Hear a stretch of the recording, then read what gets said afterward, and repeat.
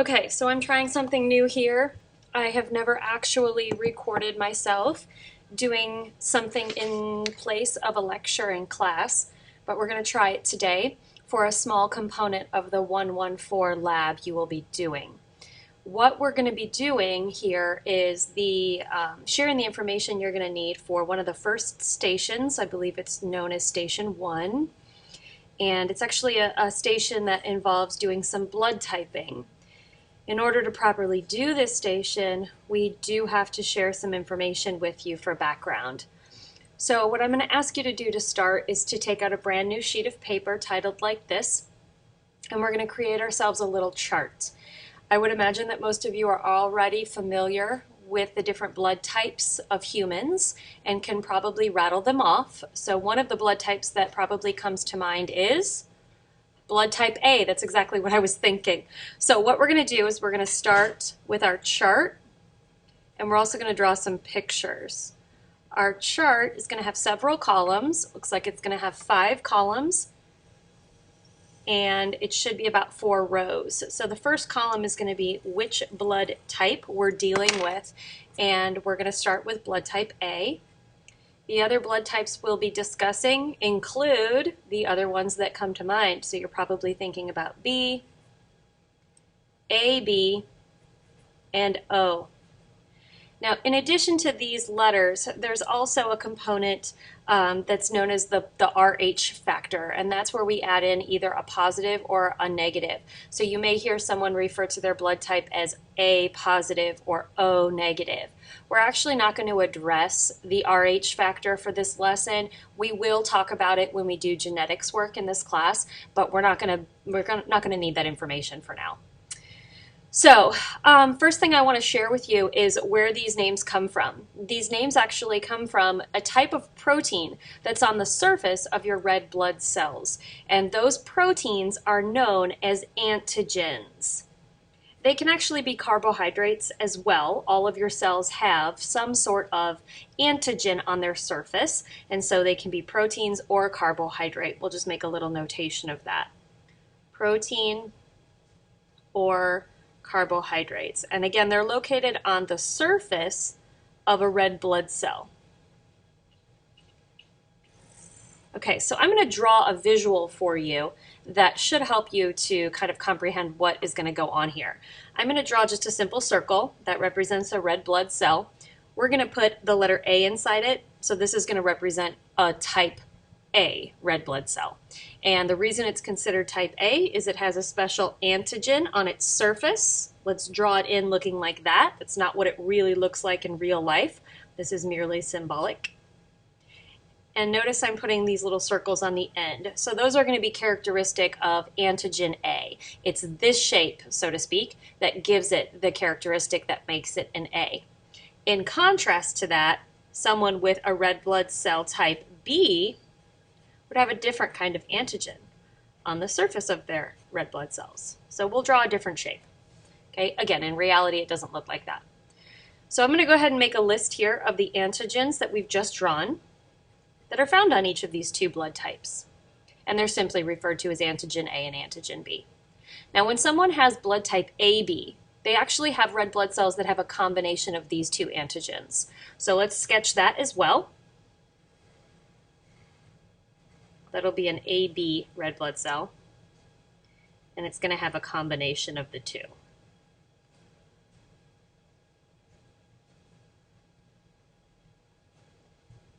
Something like that would be fine. And up here, we'll list both of these antigens as being present. And when someone has type O blood, they don't have antigens on their red blood cells in this regard. They're left empty or naked. So we're going to write none. Okay, now we've all heard of antibodies. We have antibodies as part of our immune system, and part of the job of an antibody is to keep foreign substances away.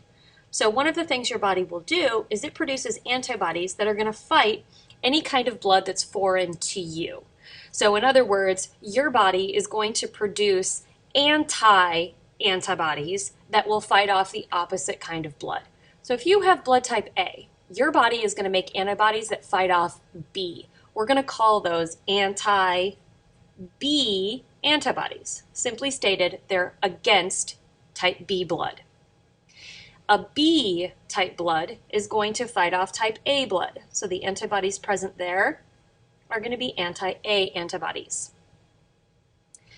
Those who have type AB blood cannot have antibodies, and the reason for that is they would fight off themselves because they themselves have both antigens. So they do not have antibodies in regard to blood typing. They do have other antibodies against other things not related to blood type. And lastly, O-type blood is going to actually have both anti-A and anti-B antibodies. They have both. Okay, so what does an antibody look like? An antibody more or less looks like a characteristic Y shape, and its job is to clump together blood types that are foreign. So let's just say that you have type A blood, this kind, and you're accidentally given an infusion of type B blood or a transfusion, either way. So let's say you were given several type B blood cells. We'll draw them in. Now your body wants to destroy them, get rid of them. So what will happen is antibodies, and in this case they would be anti-B antibodies, which have a Y shape, kind of like this.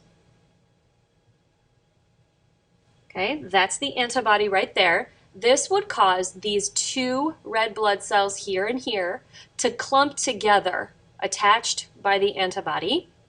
And that would continue to happen. There would be additional antibodies causing more and more clumping of red blood cells that are foreign. Eventually, what happens is we have a large clump. That's dangerous. However, it can also be destroyed fairly easily because it's large in size. And so you have special cells in your body that eat foreign particles. They're called macrophages. We'll talk more about those later. They're going to come along and they're going to destroy this clumped quantity of cells here. So antibodies would come along and cause numerous red blood cells to clump, and then they can be cleaned up. So that's their purpose. So when we talk about receiving and donating, that's going to be our next two columns in our chart. The next column will be who could receive blood from whom. And the last column in our chart will be who everyone can donate to. And it all comes down to antibodies and antigens. Okay? So we're going to go down the list, starting with blood type A. Blood type A has antibodies against B, but they can receive and not fight blood from those who are just like them and others with type O blood. And the reason for this piece is because type O blood cannot be recognized. It does not have an antigen on its surface, so they can receive blood from O as well. B individuals can receive blood from themselves, and for the same reason as explained right here, they can also receive blood from type O. Those with AB blood, they can receive blood from anyone, and the reason is right here. They have no antibodies in regard to blood type. They have no way of fighting off other blood types. So they're going to be able to receive from themselves, from those with A, those with B, and those with O. Because they can receive from everyone, they are referred to as the universal recipient.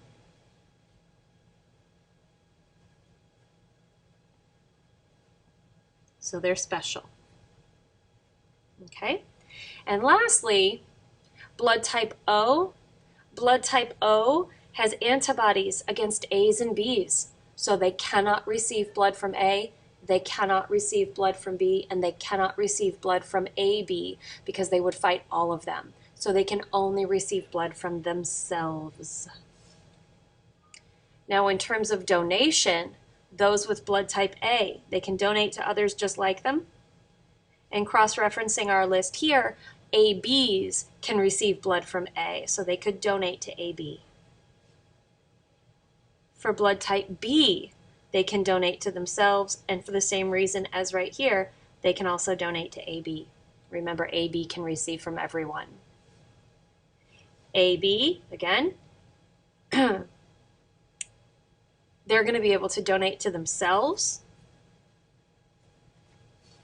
and only themselves. They're not going to be able to donate to anyone else because anyone else is going to fight them off since they have both the A and the B antigens. And lastly, O. O can be given to anyone because it's naked. It has no way of being recognized. It has no antigens. Nobody can fight it off. So they can donate to those who have O, those who have A, those who have B, and those who have AB.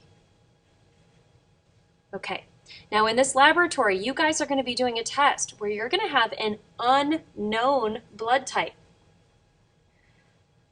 So with your table, I would like for you to take a minute, just a minute.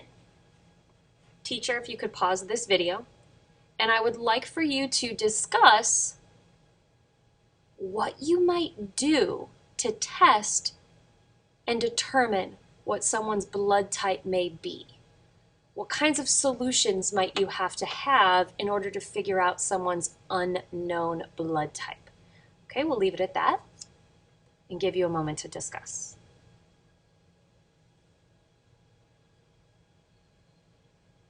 Okay, I assume you've paused the video for that discussion. So now that we're back together, I'm just going to let you know that for this lab today, the two things that you'll be doing to figure out an unknown blood type is you are going to have two serums. You're going to have a serum that is called an anti-A serum, and you're also going to have an anti-B serum. And really what these are antibody serums. They're going to be full of antibodies. So this one is an antibody serum that fights A. So let's just say that you had an unknown blood type that you put a droplet of the anti-A serum into, and it clumps. Okay, it clumps. In other words, it does this. That's a sign for you that you are fighting A blood. So the unknown is no longer unknown. It's confirmed that it is A. Whereas if you had an unknown, put a droplet of anti-A serum and it doesn't clump, that means that it isn't fighting A. So you must have a blood type that does not have A antigens on it. So perhaps you have B, perhaps you have O. But you know for sure in that scenario, you don't have type A blood and you don't have type AB blood. To figure out for sure, you would then put a droplet of anti-B serum with the unknown. The anti-B serum is an antibody serum that's fighting B. So if it also clumps, if it clumps there, you know that you have B antibodies that are causing the clumpage. So it must be type B blood. If it clumps in both, you know that you have AB. And if it clumps in O, if it clumps in neither, I should say, if it clumps in neither, then you have a type O blood. For symbol purposes today, I'm going to ask you guys to use pluses and minuses to represent clumping. If it does cause a little clumping reaction, we're going to put a plus sign. If it causes a no reaction whatsoever, you're going to put a negative sign. I will caution you that when you use your serums, you literally need 1 drop and 1 drop only of everything. 1 drop only. Please, we have limited supplies, and I don't want it running out on us. 1 drop. In addition to that, you have a toothpick or a stirrer of some kind.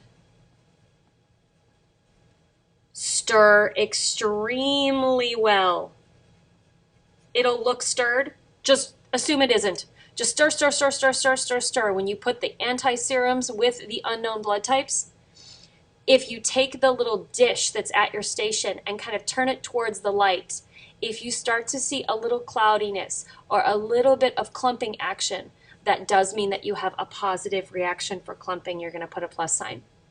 If it's totally clear and able to be seen through, it will have color. It is red in color to make it look like it's blood. It's not real blood, by the way. Then it's going to be a negative if it's pretty clear. A nice way to be able to tell sometimes is just to simply take your dish and place it on top of something that has writing on it and see if the writing is super clear or not.